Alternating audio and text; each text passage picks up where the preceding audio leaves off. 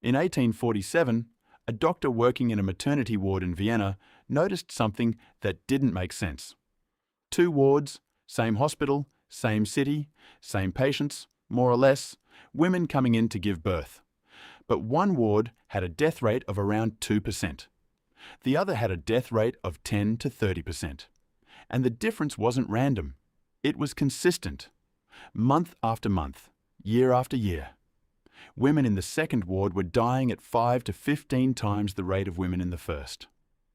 They were dying of childbed fever, puerperal fever, a condition that set in within days of delivery, fever, infection, sepsis, death. It was one of the most feared things a pregnant woman could face in the 19th century, and nobody knew what caused it. The doctor's name was Ignaz Semmelweis. He was 30 years old. He was Hungarian, working in Vienna, ambitious and precise, and deeply bothered by things that didn't add up. And this didn't add up. He started looking for differences between the 2 wards. The first ward, the one with the low death rate, was staffed by midwives. The second, the one where women were dying, was staffed by medical students and doctors. That was strange. Doctors were supposed to be better than midwives. That was the entire point of medical training. So he kept looking. He noticed that the medical students and doctors came to the maternity ward directly from the autopsy room. They had spent the morning cutting open cadavers. They washed their hands with soap and water. And then they went to deliver babies. The midwives did not do autopsies. They had no contact with the dead. Semmelweis had a theory. He couldn't prove it. Germ theory didn't exist yet. Louis Pasteur was still years away from his work, and the word bacteria didn't carry any medical meaning. But something was coming from the cadavers. Something invisible on the hands of the doctors was getting into the bodies of the women. He called it cadaverous particles. The language was vague because the science didn't have better words yet, but the idea was there. Then something happened that made him certain. A colleague and friend named Jakob Kolechka was performing an autopsy when a student accidentally cut his finger with a scalpel. Kolechka developed a fever. He deteriorated rapidly. He died within days. When Semmelweis read the autopsy report, he felt something he later described as a physical shock. The pathological findings were identical. The same infection, the same progression, the same death. Kolechka had died of exactly what the women in the second ward were dying of. It wasn't something specific to women. It wasn't something specific to childbirth. It was something on the hands. Semmelweis went to the hospital administrators and proposed a solution. Before entering the maternity ward, all doctors and students would wash their hands, not with soap and water, but with a chlorinated lime solution. A solution strong enough to actually kill whatever the cadaverous particles were. They agreed, or at least they didn't stop him. The results were immediate. In April 1847, before the hand-washing protocol, the death rate in the second ward was 18%. By June, after hand-washing was introduced, it had dropped to 2%. By the end of the year, it was under 2%. For the first time in recorded history, the second ward was as safe as the first. Semmelweis had solved one of the deadliest medical crises of the 19th century, and then the medical establishment tried to destroy him. The resistance came from everywhere and for reasons that, when you look at them closely, make a horrible kind of sense. First, there was the ego problem. If Semmelweis was right, if the doctors themselves were the source of the infection, then every physician who had delivered babies without washing their hands had killed patients. Not negligently, not maliciously, but killed them nonetheless. The implication was not just scientific, it was moral.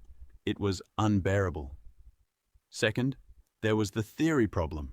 Semmelweis could not explain why hand-washing worked. He had the data, he had the results. But in 19th century medicine, a treatment without a theoretical framework was not a treatment. It was superstition. You could not tell a doctor to wash his hands without explaining what he was washing off and why. Third, And perhaps most damaging was the personality problem. Semmelweis was not a diplomat. As the years went on and the rejection mounted, he became increasingly erratic. He wrote open letters to prominent obstetricians across Europe calling them murderers. He addressed the medical establishment with fury and contempt. He made enemies faster than he made converts. He lost his position in Vienna. He returned to Budapest. He worked. He published. He was largely ignored. In 1861, 14 years after his initial discovery, he published a book, Die Ätiologie der Begriff und die Prophylaxis des Kindbettfiebers, the etiology, concept and prophylaxis of childbed fever. It was 600 pages long. It was dense, repetitive, and filled with the accumulated bitterness of a man who had watched people die of a preventable disease for nearly 2 decades, while the people with the power to stop it refused to listen. The book was not well received. In 1865, Semmelweis showed signs of a serious mental breakdown. The exact nature of what happened to him is still debated. Some historians believe he had early onset dementia. Others believe the years of rejection had broken something in him. His behavior became erratic in ways that alarmed the people around him. His colleagues had him committed to a mental asylum in Vienna. He was beaten by the guards on his first night. He died 14 days later. He was 47 years old. The official cause of death was septicemia, blood poisoning, likely from a wound he sustained during the beating. The man who proved that infected hands caused death died from an infected wound. 2 years after his death, Joseph Lister read Pasteur's work on germ theory and developed antiseptic surgical technique. He published in 1867. The medical world accepted it relatively quickly. Within a generation, hand washing before surgery and delivery was standard practice across the developed world. The science Semmelweis had been screaming about for 18 years was vindicated. His name was mentioned in passing, if at all. There is a concept in philosophy of science called the Semmelweis reflex.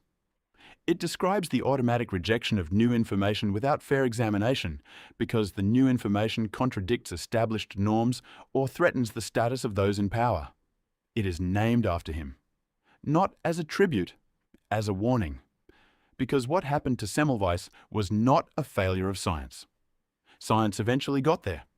What happened to him was a failure of institutions, a failure of the systems that were supposed to protect knowledge and instead protected reputations. And the pattern he represents, the truth that arrives too early, from the wrong person in the wrong way, threatening the wrong egos, that pattern did not die with him. It shows up in every field, in every era. The scientist whose findings challenge the consensus. The doctor whose data contradicts the protocol. The researcher whose work threatens the funding source. Semmelweis was not a martyr to ignorance. The people who rejected him were not stupid. They were educated, accomplished, and operating within the best frameworks they had. They were protecting something. And what they were protecting mattered more to them in that moment than the women dying in the second ward. The next time an institution tells you something has been thoroughly examined and found to be wrong, it is worth asking who did the examining and what they stood to lose if the answer had been different. Semmelweis died in an asylum. He was right. And that is the most terrifying combination there is.